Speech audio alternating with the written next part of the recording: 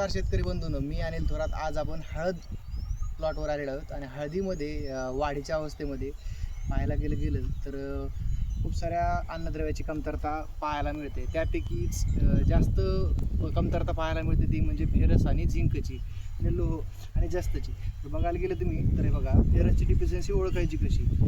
हे पान बघा तुम्ही, याच्यामध्ये हे जे पूर्ण जे शिरा आहेत का, पूर्ण शिरा हिरव्या राहतात आणि पान पूर्ण पिवळसर करून जातं. ही लोहाची कमतरता आपल्यास पाहावयास मिळते. याच्यासोबतच जे जास्त असतं म्हणजे झिंक असतं, जसे म्हणजे हे शेंड्याकडून करपाला सुरू होणं, जास्त पांढरं पान पडणं, ह्या अशा प्रकारच्या अन्नद्रव्याची कमतरता दिसून येते.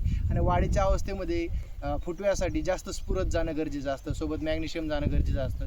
यासाठी या सर्व समस्यावर एकच उपाय म्हणून ॲग्रिसर्च कंपनीचं फॉस्मॅजिक, ज्याच्यामध्ये की 5-40-14 सोबत मॅग्नेशियम आणि झिंक येतं, आणि त्याला जोडी म्हणून लोहाड्रिप एड्डा फेरस आहे 6% फेरस सोबत आणि झिंक आणि बोरॉन, ह्या दोन्हीची जर जोडी सोडली तर काळोख येण्यामध्ये बराचसा फरक आपल्याला जाणवतो.